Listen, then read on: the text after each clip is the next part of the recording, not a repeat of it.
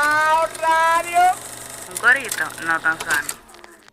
Yo, disfruta el sabor de siempre, con harina de maíz mazorca, y dale, dale, dale, dale, la vuelta al plato. Cocina arepa, también empanada, juega con tus hijos, ríe con tus panas, disfruta en familia, una cocinada. En tu mesa la silla nunca tan contada. Disfruta el sabor de siempre, con harina de maíz mazorca, y dale, dale, dale, dale, la vuelta al plato. Siempre felices, siempre contento, dale la vuelta a todo momento. Cocina algo rico, algún invento, este es tu día, yo lo que siento. Tu harina de maíz mazorca de siempre, ahora con nueva imagen. Para cosechar lanzadores hay que sembrar disciplina. Para cosechar jonroneros hay que sembrar honestidad. Para cosechar grandes ligas hay que sembrar valores. Porque los grandes ligas no crecen en el monte, se cultivan. Así como el mejor arroz. Arroz La Garza, patrocinadores de nuestros próximos grandes ligas. Ahora vamos a hidratarnos con agua cristal en su nueva presentación de Tetra Pak. Agua cristal, menos plástico, más vida. Comparte, recuerda darnos tu like y activar la campanita para notificaciones. Gracias por su sintonía, amigos. Esto es Bao Radio. Micaela, ¿cómo estás? Yo estoy bien, Rubén. Perfecto. Recuperándome del bellísimo catarro que anda por esta bella isla. Qué bien, sí. Andan como 5 variantes de catarro. Andan una con vómito, andan una 5 no sé variantes qué. de COVID, 5 variantes de la influenza y 5 variantes de todo. Tantas como usted quiera, como le permita sus redes sociales. Para las variantes se hicieron los colores. Exacto. Esa es. O para las variantes se hicieron los gustos. A mí no me gusta esa frase, ¿no? Bueno. Los gustos, se hicieron los colores. Los colores. Muy tolerante, muy tolerante. Mira, Micaela, hoy Ana Gelán, la mujer más samura, más alzada de las artes plásticas dominicanas. Eso te pasa, tú sabes. Sí, Eso te pasa. sí. Ella nos ha extendido el honor de recibir al escultor Gustavo Vélez. El escultor Gustavo Vélez es un colombiano, un hermano colombiano nuestro, que está aquí, ha traído su exposición, una exposición exquisita. La primera exposición que yo he visto que se pueden tocar las obras, una exposición escultórica que es como que se te abre un universo al tú verla.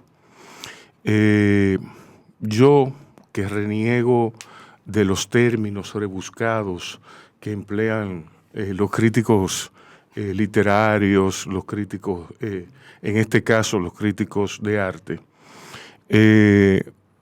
yo abordo la escultura y abordo todas las artes visuales como un fanático. Sencillamente, yo voy a que me digan, a que me cuenten. Bienvenidos Ana Gelán y Gustavo Vélez. ¿Cómo estás? Muchas gracias por la invitación. Y aquí presentes, no solo yo, sino mi obra. Sí, hombre.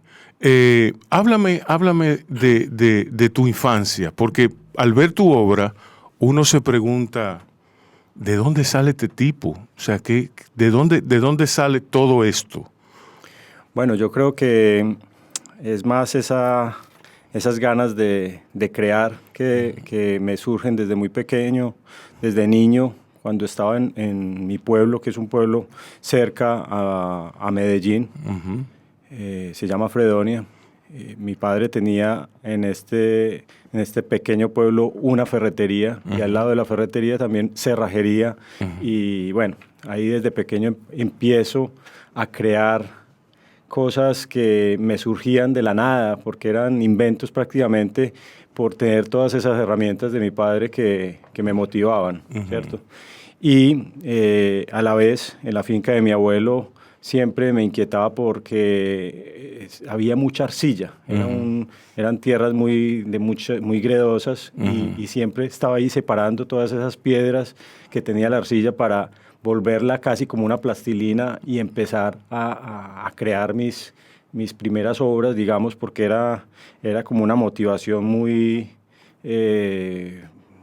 la tenía en la sangre. Y crecí con mi abuelo, que era un veterinario, viendo caballos, viendo los animales, y fueron mis primeros modelos que empecé a crear.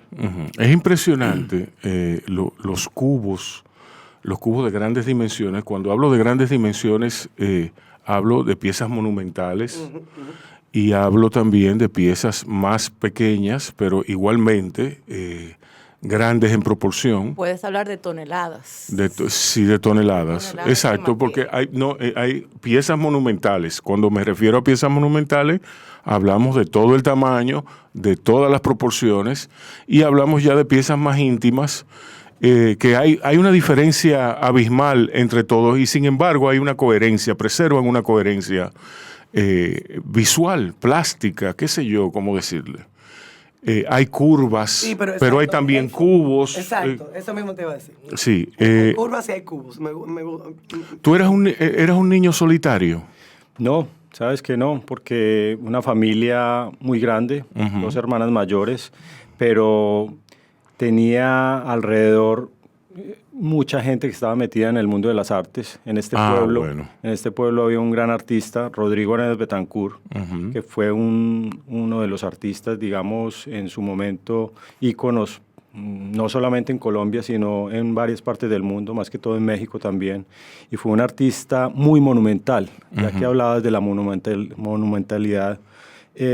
Yo creo que desde pequeñito empecé a ver esas grandes obras que él creaba, que eran piezas muy, digamos, muy simbólicas, con símbolos más que todo digamos, de la raza, de símbolos que evocaban más que todo como al significado de donde veníamos y todas esas creaciones que él quería plasmar en la monumentalidad, ¿cierto? Entonces, desde pequeño, él, siendo muy amigo de mi padre, era un gran referente que yo tenía ahí y lo visualizaba todo el tiempo. Sí. Y desde ahí creo que yo percibía esa monumentalidad.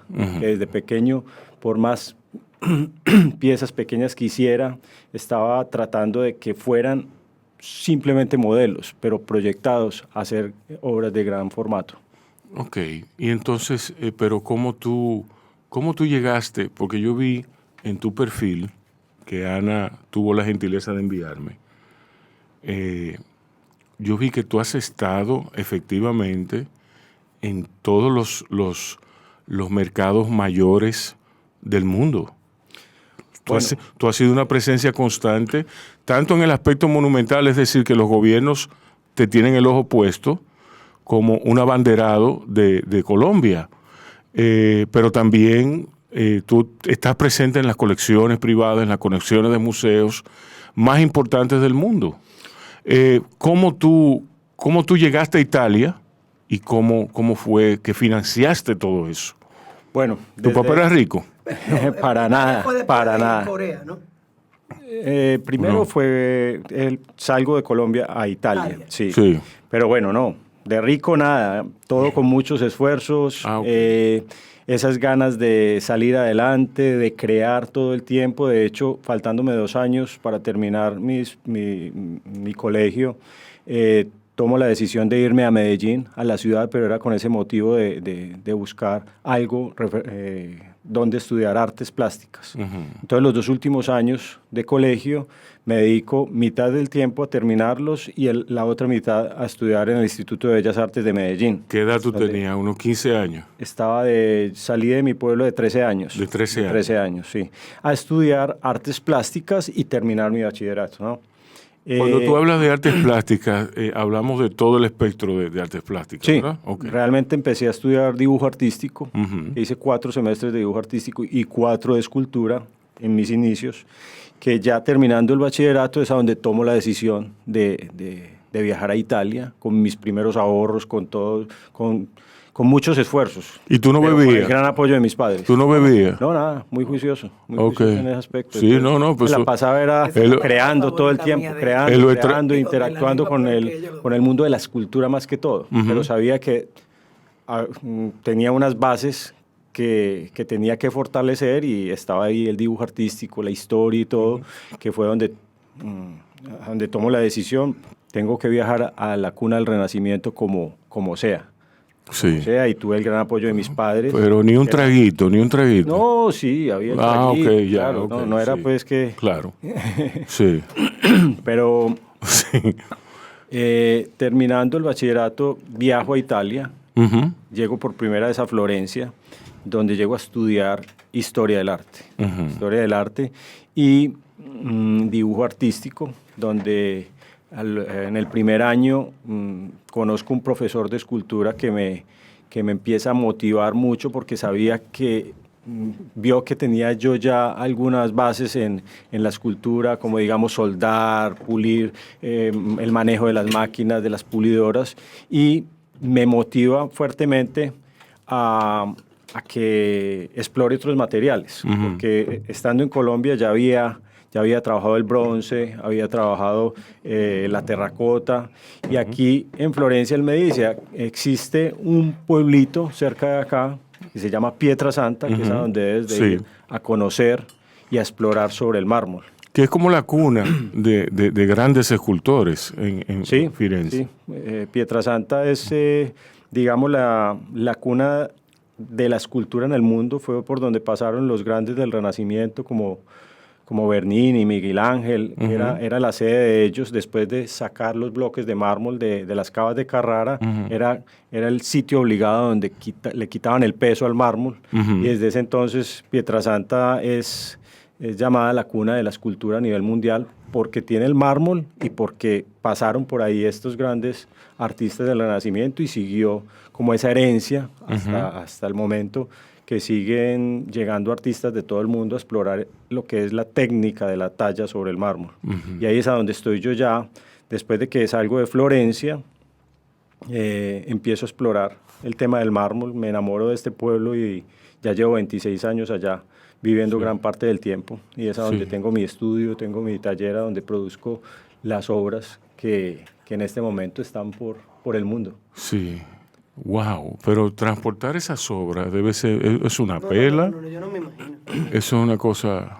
Sí, yo creo que hace parte de ser un escultor monumental.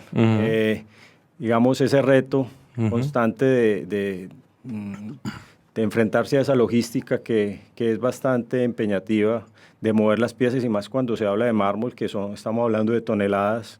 Los bronces, los aceros tienen otros pesos, pero el mármol, aparte de lo delicado, hay que saber darle un manejo a esas toneladas, porque son obras ya terminadas, como han visto en mi obra, hay piezas que pueden estar entre 3, 6 toneladas, pero a la vez también con líneas sutiles, delicadas, que hay que saberles dar un movimiento. A mí me impresiona mucho. ¿Tú eres buen estudiante? No. No. Para nada. Y esa obsesión con la geometría que tú tienes. Esa obsesión es, yo la llamo más... Todo tan cuadradito y la curva como tan precisa. Del instinto. Para mí el instinto, digamos, de la forma, lograr esa armonía, digamos, en el caso de esta exposición en la que predomina la geometría del cubo,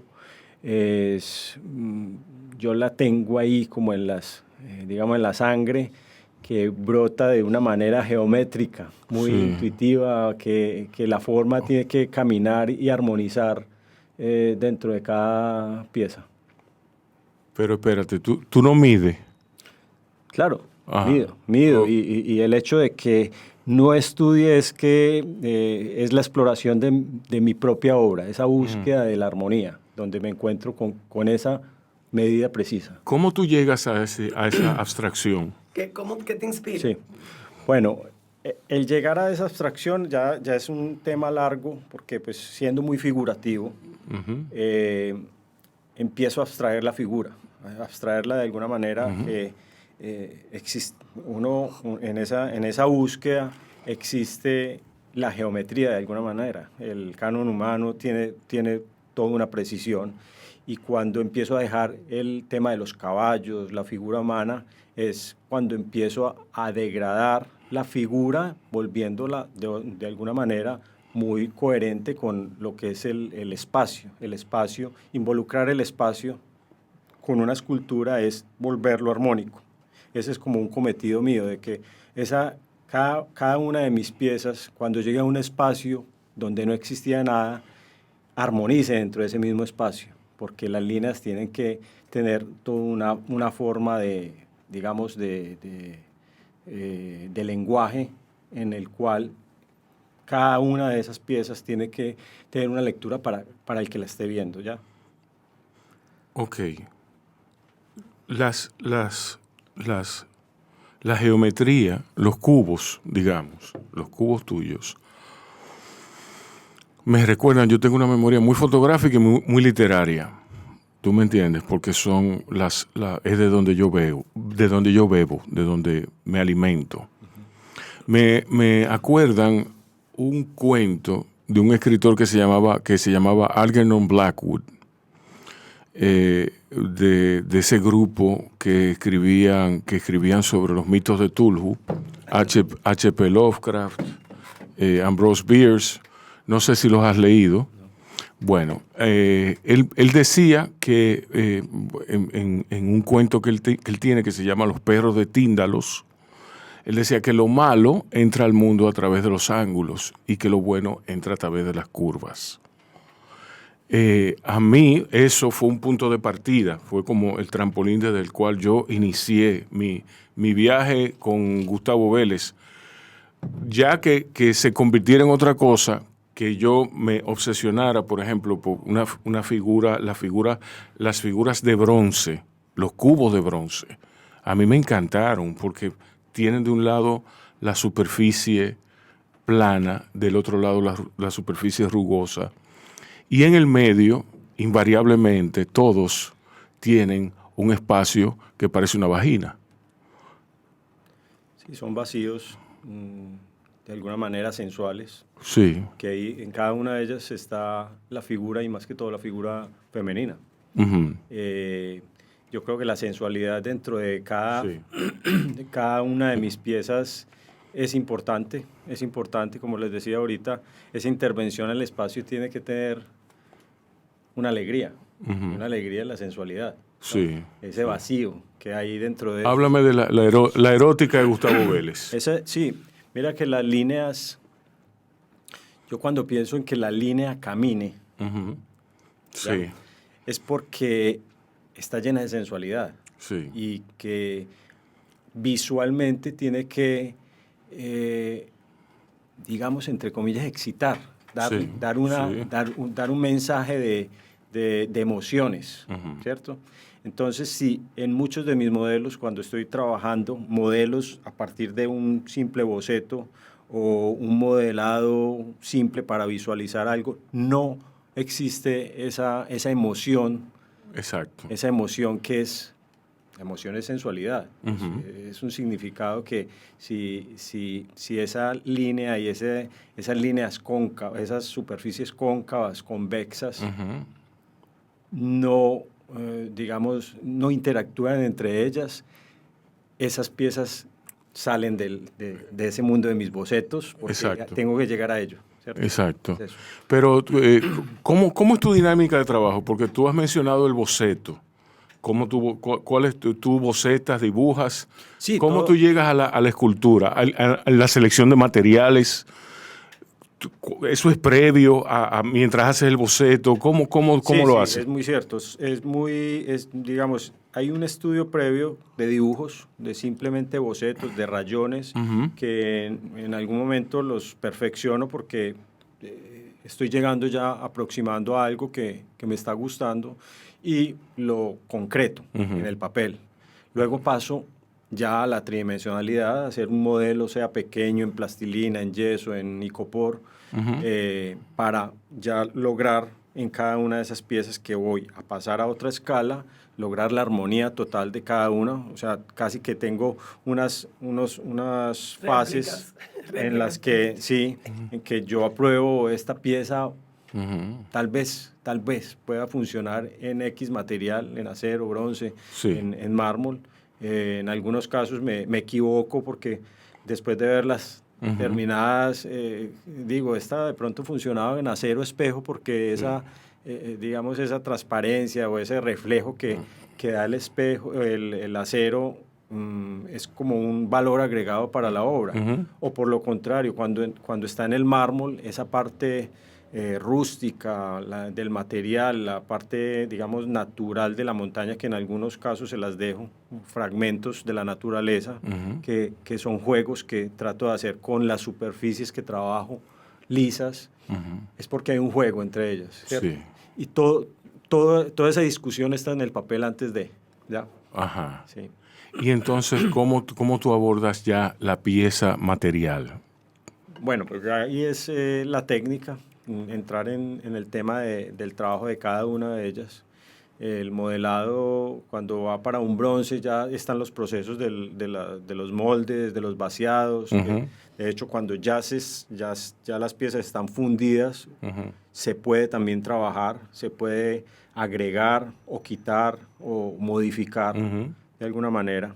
En el acero también puedo tener estas ventajas de hacer algunas modificaciones durante el trabajo, lo que no pasa con el mármol. En cada una, hay variables en las que uno puede alternar o jugar las terminaciones. Cada pieza tiene su armonía. Sí. El mármol, siendo piezas únicas, la talla directa sobre el mármol es lo que uno talló y nada más. No hay como devolverse uno. De pronto puede modificar uno en medio del trabajo, pero ya es, digamos, lo máximo que hay en la escultura por ser la talla directa sobre la piedra. ¡Wow! ¡Qué cosa, eh! Suena fácil. Sí, sí. Sí, hombre.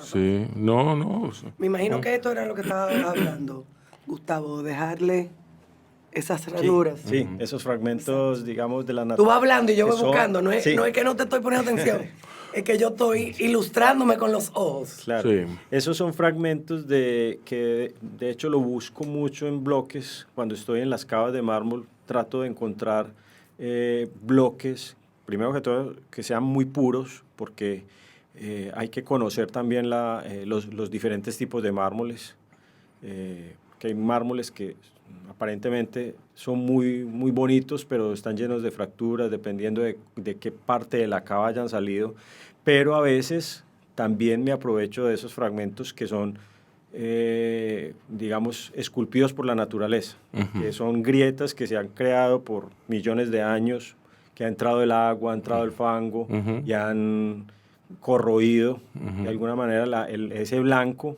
y ya son pátinas naturales con las que juego en algunas de mis piezas para que haya también esa armonía de la naturaleza, de la parte orgánica con estas superficies que... Pero tú no la dejas que te interrumpa mucho tampoco. No. Tú es como controlado. Hay que, tienen ahí vuelvo a lo mismo, es la armonía, lograr que armonice los contrastes de acabados. Tú tienes un énfasis muy especial en esa palabra, armonía. Pero yo quisiera, o sea, ahorita me resonó, porque tú no sabes, o sea, tú no sabes ni qué piezas enviar, ni cuál es el espacio con que cuentas. Entonces, tú no dices, esta va a ir aquí porque esto, entonces, ¿cómo tú sabes? ¿Cómo tú logras eso? Eso es un asunto del momento. Es un asunto del momento y a mí me alegra mucho cuando tengo una exposición donde tengo a disposición muchos espacios. Exacto. Puedo tener la grandeza de elegir cuáles piezas van para qué espacios. Pero en gran parte también la obra, desde que está en ese diseño inicial del papel, lo fundamental para mí en cada una de ellas es que, lo que decía ahorita, que armonice dentro del espacio, sea cualquier espacio. ¿Ya? Ok. ¿Tú querías decir algo? No, tú solamente estás haciendo señas como para parquear un F-15 en la Rococochilla. Ella está haciendo muchísimas señas. Sí. Pues sí, no. Para quien desee ver las esculturas de Gustavo Vélez, puede irse al Museo de Arte Moderno. Si usted anda en la zona colonial, usted se va a ir al Parque Colón, ahí del lado de la Meriño, y usted verá una escultura de Gustavo Vélez. Esperamos que eso le levante el apetito de ver escultura de todo el nivel, de ver escultura en múltiples códigos. Y hay un material escrito, hay un material de multidisciplinario, de abordajes multifacéticos e incomprensibles. Sí, porque debo decir, sí, de todo. También están las obras en Altos de Chabón. Exacto, en Altos de Chabón. ¿Y dónde más? En la zona colonial. En la zona colonial. Al lado del reloj. Al lado del reloj, del sol. En la parte exterior del Museo de Arte Moderno. Sí, también. En la parte exterior del museo, exacto. En la parte exterior del Museo de Arte Moderno son espectaculares las esculturas, pero son igualmente, son como dos discursos distintos. La parte monumental y la parte, es como más íntimo en el interior. Sí. Puede haber algo de monumentalidad, sin duda lo hay, pero son como más íntimos. Es como pasar de Gustavo voceándome al oído a Gustavo susurrándome. Sí, la interacción que hay en la parte externa con la obra tal vez transmite, digamos, por el cambio, también el cambio de la luz durante el día, las obras se van transformando. Por ejemplo, las piezas en acero, los reflejos durante el día cambian dependiendo si está oscuro, si está muy iluminado. Esas sombras que se crean dentro de esas formas abstractas, todo el día conversan. Todo el día conversan. Entonces, las piezas que están en las partes externas tienen otro diálogo. Más, digamos, de más interacción, porque es el transeúnte que se tropieza con ellas. Encuentran algo que no estaban buscando. Exacto. En el museo se va a ver la exposición. Sí, hombre. ¿Qué despierta tu creatividad? ¿El mar, la naturaleza, una persona, una conversación, un libro, una música? ¿Qué despierta tu creatividad? Sabes que es en general. En general, yo creo que... La vida. La vida, sí, la vida. Para mí, el día a día tiene que estar con el mundo de la creación. Estar interactuando todos los días. El día que no trabajo por temas de viajes, porque estoy inaugurando exposiciones y todo, pasan 2 días y ya me voy desesperando porque es el día a día en el que estoy en esa búsqueda de crear. ¿Ya? Entonces yo creo que es todo en general que me motiva. Muy bien. Señores, aquí estamos negociando con Gustavo. Muy pobremente, debo decir, que estamos negociando. A base de intercambio que estamos. Sí, a base de intercambio. Imagínate, culinario. Intercambio culinario. Nada atractivo para Gustavo. Sí, para nada. Sí, él está mirándonos como ustedes son 2 idiotas. No, pues, el hombre, mira, él es colombiano, que hay una cultura culinaria ya. Sí. Entonces se muda para Florencia. Que hay otra. Ya, o sea, ya de comida no le habla ese tipo. No, yo sé. ¿Entiendes? Está duro el negocio. Sí, está muy duro. Está muy duro. Mira, Gustavo, ya yo te tuteo porque ya tú eres mi pana. Ya, sí, porque, ¿verdad? Gustavo Vélez, mi pana. Sí. Háblame más, cógelo, que yo no sé. Porque es que yo como te digo, el abordaje, cuando yo fui a Ana Gelán, yo le dije, pero Ana, aquí como que hay mucho totico. Sí, sí, porque no, y me fascinó. Pero hay algo igualmente impresionante. A mí, yo quisiera haber tenido una regla para medir. No, pero ¿cómo así? No, porque es que hay una escultura. Hay una foto que tiene, con una regla. Que tiene muchas curvas. Que tiene muchas curvas. Y entonces, yo estaba mirando las ondulaciones yo sé cuál es. que yo te podía decir que eran las mismas. ¿Cómo tú logras al dedillo, al ojo? Bueno, mira, ahí ese es un tema bastante... Y era en mármol, ¿tú entiendes? Es un tema muy importante en mi obra porque cuando me enfrento a la geometría y las medidas están de por medio, no es solo la medida precisa, porque sí hay unas medidas de precisión para lograr equilibrios y un balance en cada una de ellas, porque como vieron, algunas o la mayoría giran en un eje, sí. ¿cierto? Sí, bueno, de hecho las esculturas, que es bueno decirlo, las esculturas se pueden tocar. Sí. Eso a mí me encantó. Esa es la idea. Es fascinante, porque las esculturas regularmente, las obras de arte, uno no las puede tocar, pero esto es motivado para que la gente las toque. Claro.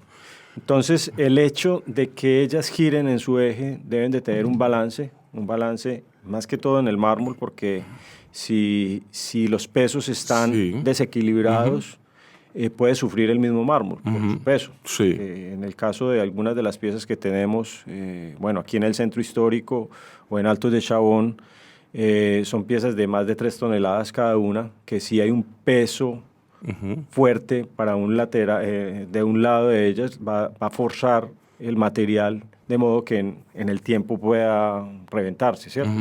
Entonces esos estudios previos, digamos, en el papel, es lograr ese equilibrio visual en las rayas del papel. Pero cuando entro al modelado, estoy siempre buscando el equilibrio. Es decir, que a pesar de que el cubo es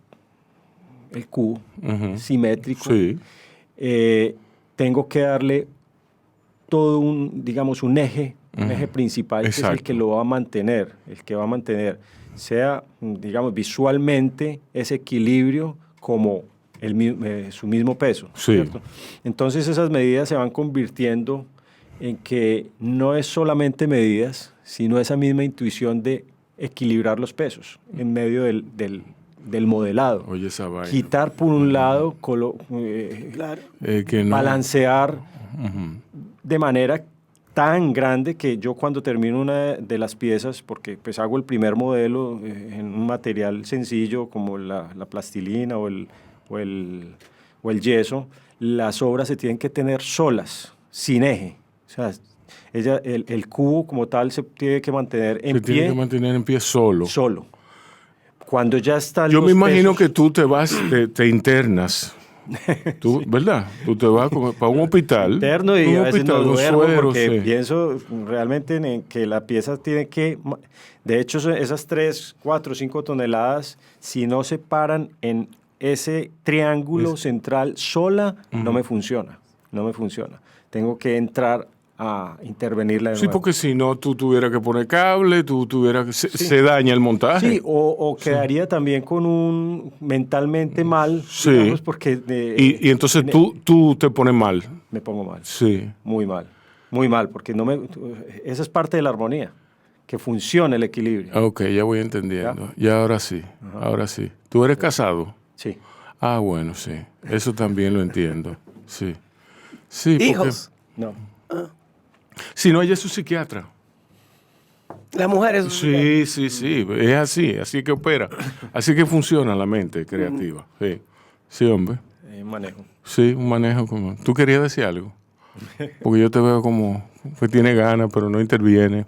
No, realmente estoy fascinada con las respuestas y con las preguntas. Creo que son muy acertadas. Estoy descubriendo muchas cosas nuevas con esta entrevista de Gustavo. Sí. Vaya curiosidad, Chelito, preguntan cuánto es que cuesta la vaina. Sí, no, ahora ya hablamos de la parte técnica. Déjalo que entre en confianza. Lo riguroso de su proceso. Muchacho, me va a dañar la vaina. No me han sacado los platos. Me va a dañar la vaina. No me han sacado el menú. Sí, exacto. Cállate. Manda a buscar el libro. Él quiere el menú que le ofreciste antes. No, exacto, le vamos a regalar un libro que él va... Yo le voy a hacer mi comidita árabe. Él está en Italia, en Colombia, pues yo le cocino árabe. Exacto. Claro, le doy otra cosa. Sí, hombre, sí. ¿Cómo discurre tu día? Un día de trabajo. ¿A qué hora tú te levantas? Muy temprano, soy madrugador. Ese es como, digamos, mi cometido del día a día es estar en el taller a primera hora ya trabajando, primera hora de 6 de la mañana, en cualquier parte que esté, sea en mi estudio en Colombia o en Italia, porque es a donde estoy. Ahí es donde estoy enfrentado realmente en el día a día, donde mejor me siento, en esa búsqueda constante, en en esa exploración. Hay muchos problemas por resolver con cada obra, porque, bueno, como hablábamos antes, no solamente la logística de verlas ya terminadas, instalarlas en el museo, en la zona donde se vaya a instalar, sino esos retos que hay para solucionar cada uno de los problemas que tiene cada pieza, digamos, técnicos también, porque de hecho es un reto que mantengo siempre y es de las cosas que más me gusta, porque desde pequeño, como les hablaba yo, siempre estaba en esa búsqueda de encontrar cosas nuevas, de soluciones, y en el caso de mi obra hay retos todos los días, retos constantes que, aparte de estar modelando y de estar creando, al mismo tiempo estoy resolviendo. Y no resolviendo problemas del momento, sino problemas que me voy adelantando que puedan pasar surgir, durante todos los procesos. Ana me dijo que tú financiaste parte de tus estudios esculpiendo caballos y demás cosas, haciendo estatuitas. Sí. Bueno, cuando yo llego a Florencia, en mis ratos libres, en la noche me la pasaba modelando. Modelando, hacía relieves de puertas típicas italianas. Puertas típicas es que en algunos viajes dentro de Italia hice fotos de las puertas de palacios icónicos de cada región, digamos, del Véneto, de la Toscana, de la Liguria, porque cambia mucho digamos, la arquitectura, los capiteles, todos estos temas que están en torno a las puertas. Entonces tomé 4 estilos icónicos y los modelaba en la noche, pequeños. Eran puerticas como de 30 centímetros por 20, y las reproduje en yeso y las pintaba tal cual como estaban en las fotos, con los acabados antiguos, con todo, y las sacaba a los mercados para venderlas. Y recuerdo que en ese tiempo cada puertica se la vendía a 30.000 liras, que uno con 30.000 liras podría mercar para una semana. Y a veces vendía las 4 puerticas completas, que era el juego. Entonces me iba bastante bien con eso y me mantuve mucho tiempo con eso. Modelaba caballos, modelaba figuras humanas, y yo me metía a mercados sin permiso, sin nada, así como con esas ganas era de qué venía después de eso, porque el hecho de vender, yo ya estaba pensando en comprar el bloque de mármol, pensando siempre en, digamos, en reinvertir en el futuro. Sí. Exacto. ¿Y en esa época de estudiante, quiénes eran tus compañeros, quiénes eran tus profesores en la escuela? Bueno, de escultura. En Italia eran todos extranjeros. Sí. Todos extranjeros, gente que conocí en el momento, que nunca más volví a ver, porque me pasaba algo muy particular, y es que siempre interactuaba, era más que todo con los profesores. Terminé en las noches trabajándole a un profesor de escultura en Florencia, porque sabía las técnicas, sabía soldar, sabía el manejo de los materiales, él me daba tareas, y en ese tiempo fue que uno de estos profesores me motivó y me dijo, váyase a Pietrasanta, que allá va a aprender la técnica sobre el mármol. Ya aquí te puedes saltar un montón de cosas, que vas a perder el tiempo haciendo 4 semestres de dibujo, él supo ver muchas cosas que lo resumes a conocer ¿Qué profesor era ese? Un italiano, un italiano que trabajaba en gran parte en la Academia de San Marcos de Florencia. Cuando yo estaba con él, estaba en la Escuela de Lorenzo de Medici, que me motivó, él siendo escultor. Y luego de un tiempo me lo encontré ya en Pietrasanta de nuevo, y él fue, digamos, el que me motivó a llegar a encontrarme con el mármol. Sí, hombre. Sí. Mira, entonces, háblame de precio. Bueno, aquí las galerías, aquí no está la galería. Los precios se manejan con las galerías. Realmente, bueno. No, pero yo voy directo. El problema es que tú no vas a ver nunca una retrospectiva de Gustavo Vélez, porque Porque trae lo que está en Japón, trae lo que está en Europa, los tigres te van a decir, pero usted es loco. Usted está volviendo loco. Vamos a hacerlo virtual. Sí. No, Sí. realmente el precio de la obra es un manejo ya comercial, más que todo de las galerías, un tema que lo manejan ellos. A mí este tipo de exposiciones como el que tengo acá en República Dominicana me encanta porque es muy dirigida al público en general. No es la galería cerrada, es el museo, un museo que ya lo hemos hablado, me ha encantado por la interacción, la labor que hace de llevar digamos, colegios, niños, motivarlos a esto. Yo recuerdo con las preguntas que me hacían al inicio, desde pequeño yo tenía un referente, el maestro Rodrigo Arenas Betancourt, que yo lo veía, el grande y era inalcanzable. Y me pongo en este gran ejemplo de la labor que ha venido haciendo el museo de llevar tantos niños. Yo creo que de todos esos grupos, alguno está soñando con ser escultor o al menos con ser artista, ¿cierto? Y, bueno, y me encanta saber que Ojalá Dios que no existe te oiga. Sí. Sí, Sí. No, pero la verdad, sí, han hecho un trabajo muy importante. Él lo ha toreado, lo ha toreado Déjalo, con mucha elegancia el Vamos a asunto del retomar- precio. Sí, hombre, hablamos de eso ahora. Sí. Vamos a retomar dónde están las obras de Gustavo antes de terminar este bello programa. Estamos en el Museo de Arte Moderno, en el patio, en la parte de afuera. La plazoleta principal. En la plazoleta principal. Entrando al museo, sí. Estamos en Alto de Chabón. Alto de Chabón. ¿Hasta sí. cuándo? ¿Hay fecha o no hay fecha? Hasta enero. Hasta enero estamos en Alto de Hasta el Chabón. 30 de enero. me Y estamos en el Museo de Arte Moderno, Sí, ¿hasta cuándo? Hasta enero. igual. Y Todo hay- se retira. Y a hay final otra en de la zona enero, Y colonial. hay otra en la zona colonial, otras al lado del piezas. reloj de sol. de Sur. Y hay otra en el Parque Colón. Y, Y hay otra en el Parque Colón. También en la zona. Señores, aprovechen. Es un gran artista que está aquí en nuestro país, exhibiéndose y visitando. Sí. Así que redes sociales, Gustavo Vélez Art. Gustavo Vélez Art. Gustavo Vélez Art. Okay. Ana, ¿tus redes sociales? No. El Museo de Arte Moderno. Museo de Arte Moderno. RD. RD, excelente. Bueno, Rubén. Sí, no, yo quería decir que para nosotros ha sido un honor tenerte aquí. Y nada, yo espero que podamos llegar a un acuerdo. Esa es la idea. Sí. Esa es la idea. Llegamos a acuerdos. Sí. Yo hablo en colombiano, No, ¿verdad? pero parce. Entre parceros nos Sí, entendemos. sí, hágale pues. Señores, este es el final de este bello programa. Gracias a Gustavo y a Ana. Muchas Rubén. gracias a ustedes. de Que verdad. tengan buen día y nos oímos pronto. Muchas gracias. Gracias. Si te gustó el contenido de nuestro corito, deja tu comentario, comparte, recuerda darnos tu like y activar tu campanita para más notificaciones. Yo, disfruta el sabor de siempre, con harina de maíz mazorca y dale, dale, dale, dale.